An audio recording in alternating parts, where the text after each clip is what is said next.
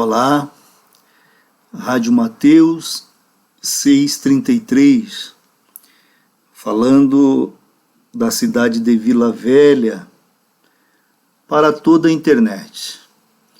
E hoje nós vamos meditar no livro de 1 Reis, capítulo 18, do versículo 17 ao versículo de número 40.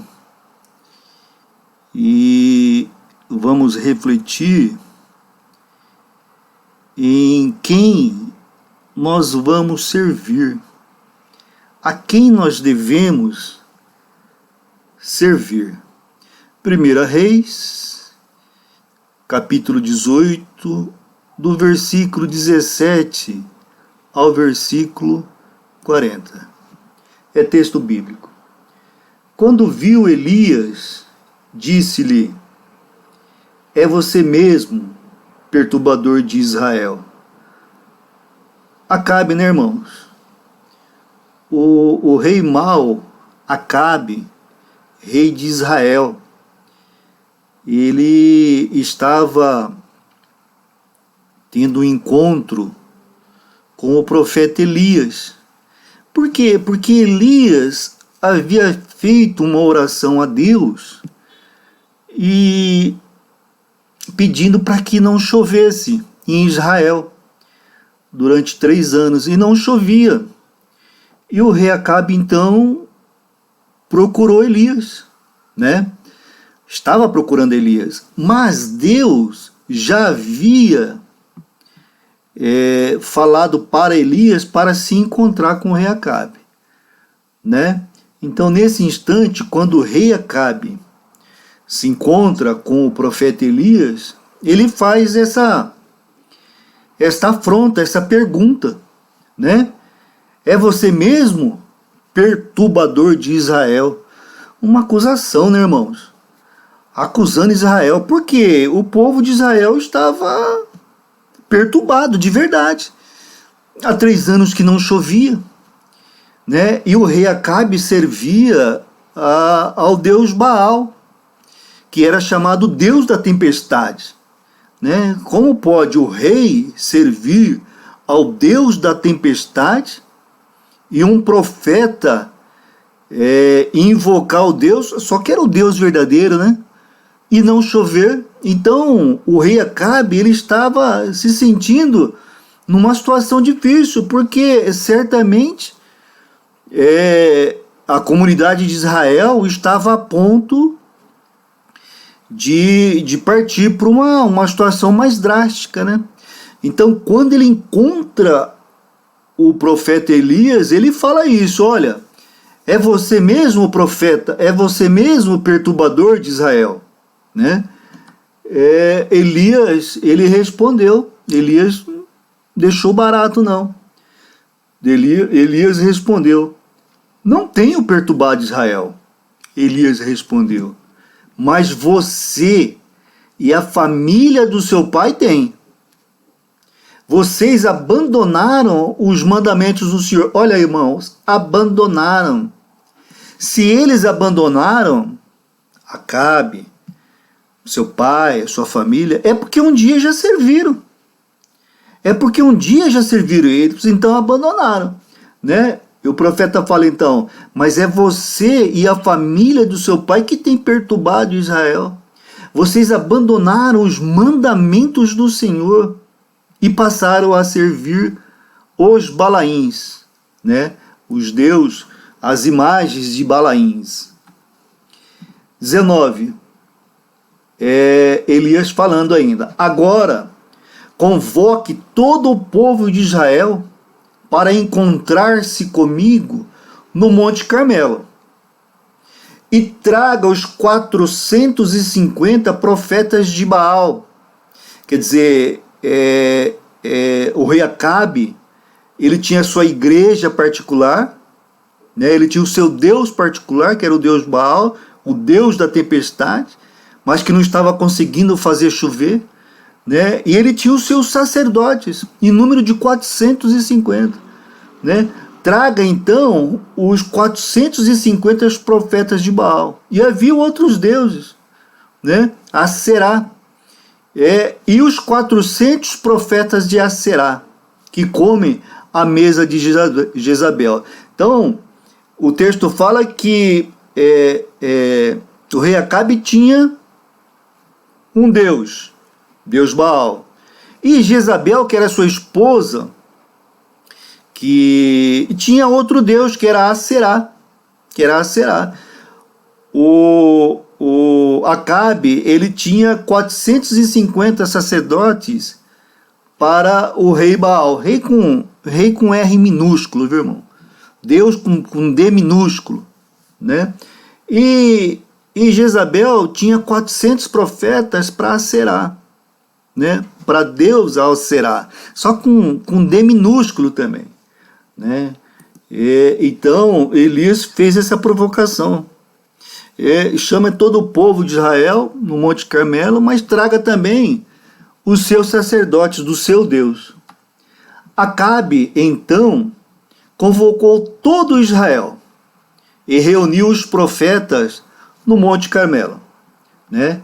Elias dirigiu o seu povo reunido ali, né? Elias, então, dirigiu o seu povo, começou a conversar com o povo. Até quando vocês vão oscilar entre duas opiniões? Se o Senhor, com S maiúsculo aqui, se Deus é Deus, né? Se o Senhor é Deus, siga-no. Mas, se Baal é Deus, sigam a Baal. Elias chamou o povo a uma decisão. Como que vocês podem ficar cocheando entre um Deus e o outro? Se o Senhor é Deus, o Deus de verdade, o Deus que nós conhecemos, o Deus único, o Deus da Bíblia, sigam-no. Agora, se vocês acham que é Baal, que é o Deus de verdade, sigam a Baal. O povo, porém, nada respondeu. Né? Disse então Elias: eu sou o único que restou dos profetas do Senhor. Na verdade, Elias aqui estava enganado, porque haviam mais, né? Mas naquela região, naquela localidade, naquele contexto, ele era o único, né? Ele era o único profeta do Senhor. Havia outros que acreditavam. O próprio mordomo do rei Acabe, que nós estudamos, o Abdias, Abdias em uma Bíblia, Obadias em outra Bíblia, mas enfim, ele acreditava no Deus único, mas também cambaleava na fé, como nós vimos ontem, né? Mas Elias fala: eu sou o único que restou dos profetas. Naquela região é verdade, naquela localidade junto ao rei Acabe é verdade, mas haviam outros profetas por Israel, que o Senhor em outra oportunidade vai falar, né? Mas Baal tem 450 profetas. Então naquela disputa ali, havia só um profeta de Deus, Elias. E Baal tinha 450 profetas. Aí Elias prossegue: tragam 2 novilhos, escolham eles os sacerdotes de Baal e cortem-no em pedaços, e o ponham sobre a lenha, mas não acendam o fogo. Eu, Elias, prepararei o outro novilho, e eu colocarei sobre a lenha, e também acenderei fogo nela. Quer dizer, Elias propõe uma disputa entre os deuses. Elias propõe uma disputa, né? Ele prossegue no 24: então vocês, sacerdotes de Baal, invocarão o nome do seu Deus, e eu invocarei o nome do Senhor, com S maiúsculo. O Deus que responder por meio do fogo, este é Deus, Deus verdadeiro. Então todo o povo disse: o que você disse é bom. Ou seja, concordaram com esta proposta, né? Elias disse aos profetas de Baal, versículo 25: escolha um dos novilhos e preparem-no primeiro, visto que vocês são tantos. Clame pelo nome do seu Deus, mas não acendam o fogo. Né? Então, os profetas de Baal pegaram o novilho que lhes foi dado e o prepararam. E clamaram pelo nome de Baal desde a manhã até o meio-dia. E diziam: ó Baal, responde-nos, gritando. E dançavam em volta do altar que haviam feito. Mas não houve nenhuma resposta. Ninguém respondeu. 27. Ao meio-dia, o profeta Elias começou a zombar deles. Gritem mais altos, dizia, já que ele é um Deus.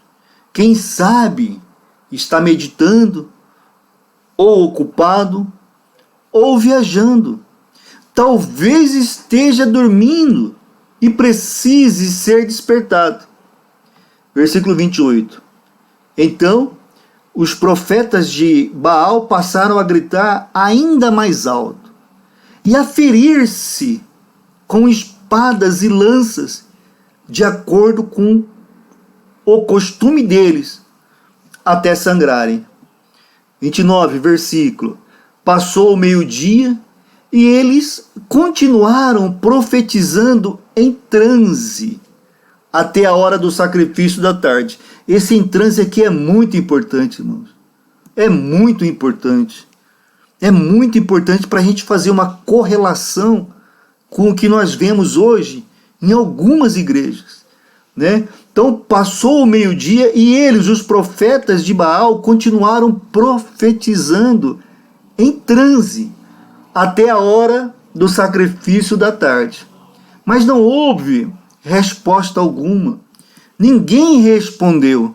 Ninguém deu atenção. Então Elias disse a todo o povo: aproximem-se de mim. O povo aproximou-se. E Elias reparou, ou seja, consertou o altar do Senhor que estava em ruínas. Depois, Elias apanhou 12 pedras, uma para cada tribo dos descendentes de Jacó. Um ato simbólico, né, irmãos? A quem a palavra do Senhor tinha sido dirigida. E disse: seu nome será Israel. Com as pedras, Elias construiu um altar em honra do nome do Senhor e cavou ao redor do altar, uma valeta com capacidade de 2 medidas de semente. É um espaço para que fosse colocado água, né? Depois arrumou a lenha, cortou o novilho em pedaços e o pôs sobre a lenha. Então lhes disse: encham de água 4 jarras grandes e derrame-na sobre o holocausto e sobre a lenha, né? Para umedecer com água, para dificultar, né, irmãos?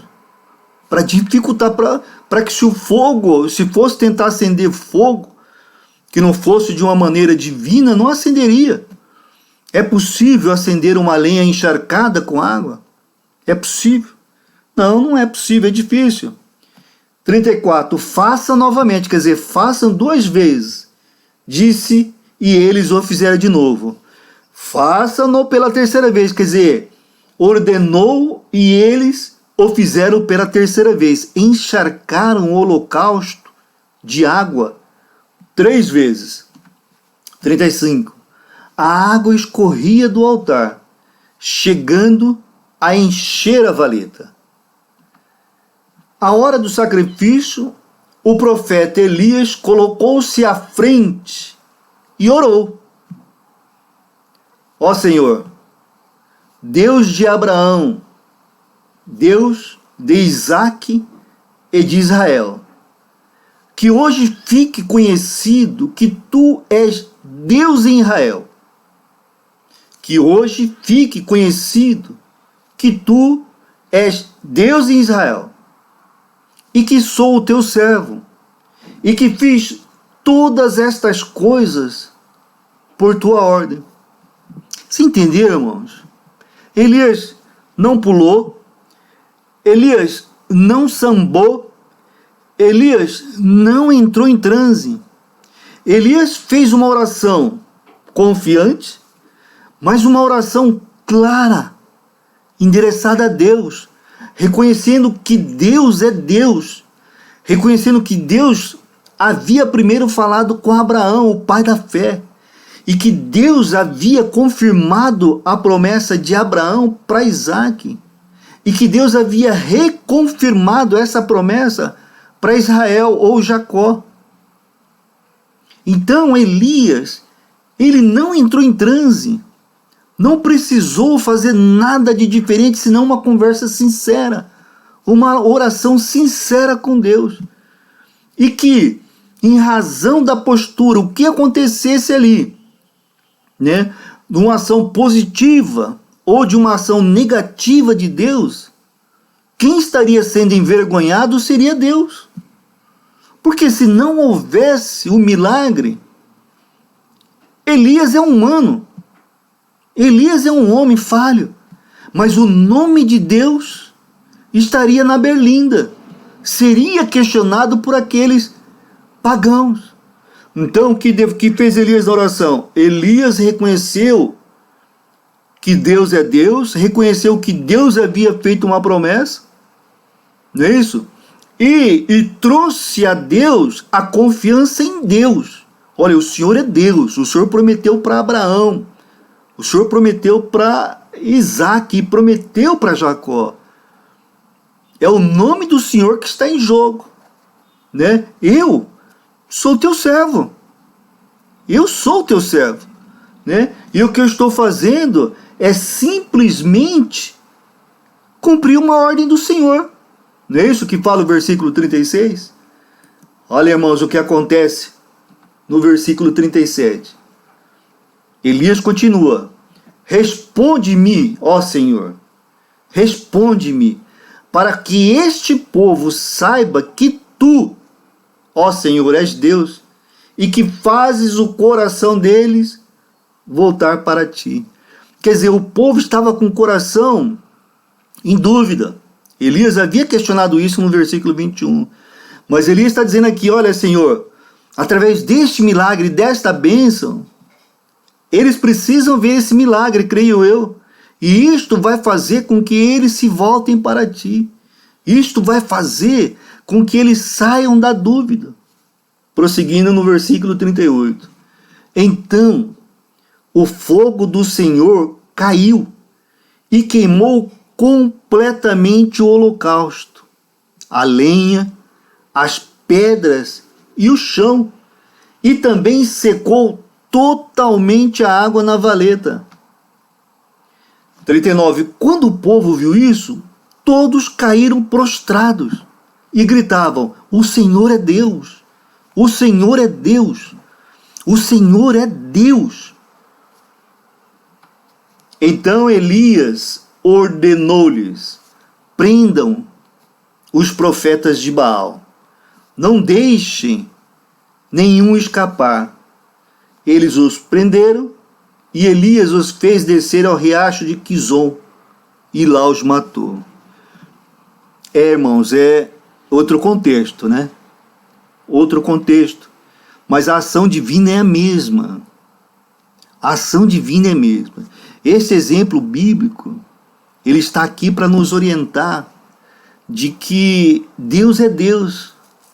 Pastor, mas precisava matar os profetas?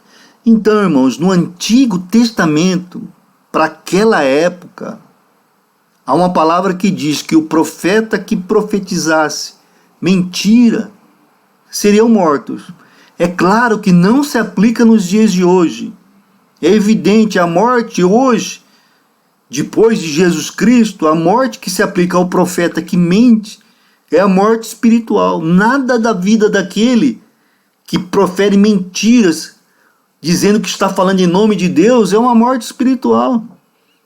A vida dele não prospera. A vida dele não prospera, por isso que é preciso ter cuidado. ao falar de Deus, em não acrescentar e não subtrair nada do que Deus falou no seu texto. Tá certo, irmãos?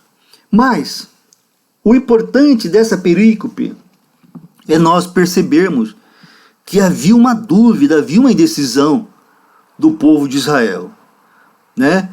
Nós percebemos que durante o reinado do rei Acabe e sua esposa Jezabel, o povo de Israel, ele estava sendo arrastado para duas direções. Por quê? Porque Acabe, o rei Acabe, ele instituiu a adoração a um deus Baal, ao deus da tempestade, né? Mas o povo estava vendo que aquele deus não funcionava. Por quê? Há 3 anos que estava sem chover. Então, né? Aí surgiu essa possibilidade desse desenlace. Elias, então, desafiou o povo de Israel a seguir a Deus. A seguir a Deus. Ele pressionou o povo a decidir a quem servir. E o povo não sabia responder. Olha lá. 1 Reis 18:21. Elias dirigiu-se ao povo e disse: até quando vocês vão oscilar em duas opiniões? Se o Senhor é Deus, sigam-no. Mas se Baal é Deus, sigam a Baal. E o povo não tinha resposta. O Antigo Testamento, amados, ele apresenta a idolatria como um problema muito sério. Muito sério. A idolatria e a prostituição no Antigo Testamento são questões levadas muito sério mesmo, né? Mas no mundo de hoje, no mundo contemporâneo, no mundo civilizado moderno, a prostituição já está meio que comum no mundo secular. A troca de marido, a troca de esposa, o desfazimento de casamento, já é algo que já não causa mais nenhum tipo de surpresa. Está muito comum, né? Está banalizado, né? E a idolatria de igual forma. É preciso nós entendermos que sempre houve uma tentativa de criar deuses novos, idolatria. E sempre houve uma tentativa de desfazer casamento, família, porque é a base, né? Deuses novos, porque Deus é o Criador. Família, primeiro o projeto de Deus. Então Satanás, o inimigo das nossas almas, ele tenta sempre destruir esses dois pilares, né? E nós temos que ficar atento com isso, muito atento a isso. Satanás, ele age de maneira bastante sutil, mas estamos chegando num ponto em que ele está afrontando de maneira declarada nas novelas, nas manifestações públicas, na cultura como um todo. A gente tem visto isso. Não é difícil, é só parar e perceber, parar e olhar, né? Mas Satanás parece que ele usa aquela técnica de assar o sapo em água quente, né? Assar o sapo em água quente.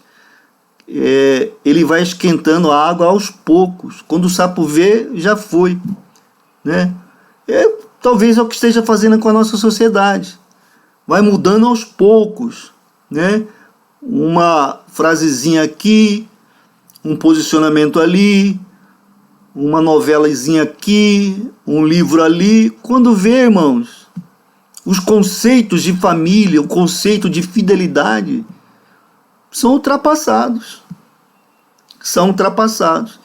Quem defende essas pautas, quem fala a respeito de família, quem fala a respeito de fidelidade, quem fala a respeito de um Deus único,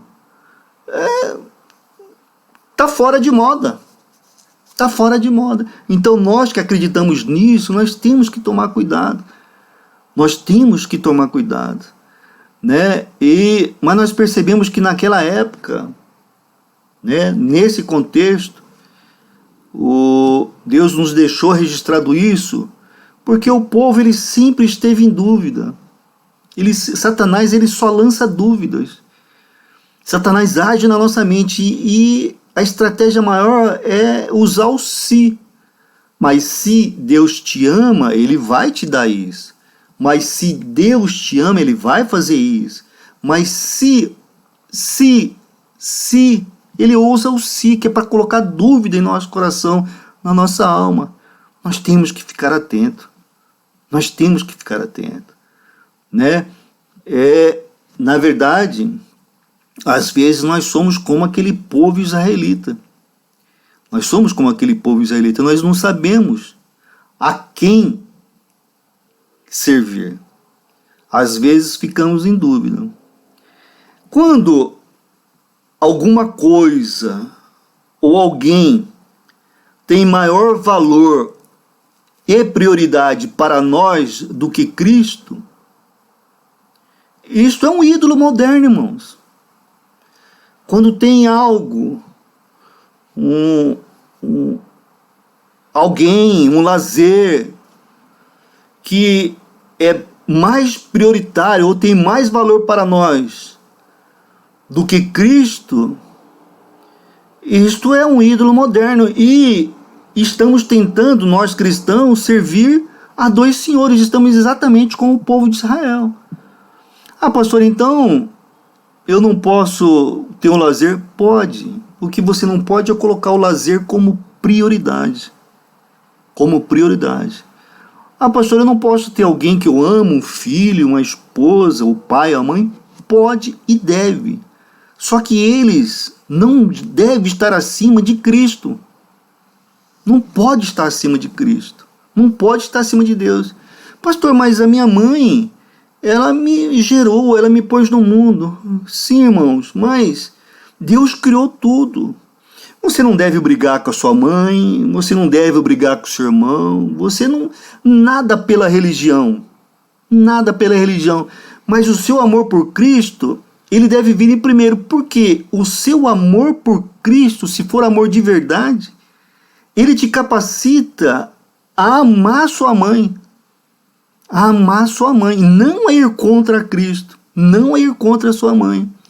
Você entendeu? O seu amor por Cristo, você sendo cristão de fato, de verdade, te capacita, ainda que haja disputa de amores, né? Te capacita a amar o seu irmão, a amar o seu inimigo, a amar a sua mãe. Então, a nossa prioridade, amar a Deus sobre todas as coisas. Amar a Deus sobre todas as coisas. Volto a insistir, isso não quer dizer desprezar as demais, em absoluto. Isso não quer dizer afrontar as pessoas que pensam contra, em absoluto.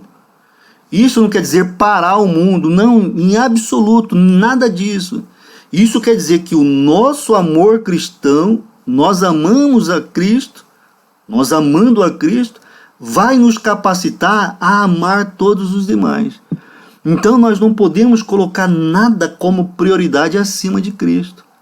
Nada. Por quê? Porque a Bíblia fala que é impossível servir a dois senhores. É impossível. Né? Jesus Cristo mesmo disse. Porque se nós servirmos a dois senhores com a mesma intensidade, a gente vai acabar amando um e desprezando o outro. Amando um e desprezando o outro. Né? Olha lá, Mateus 6,24. Ninguém pode, Jesus falando, ninguém pode servir a dois senhores. O lazer não pode ser senhor na nossa vida. Né? O nosso amor humano não pode ser senhor na nossa vida. Não pode. As nossas funções sociais não podem ser o senhor da nossa vida é Jesus Cristo.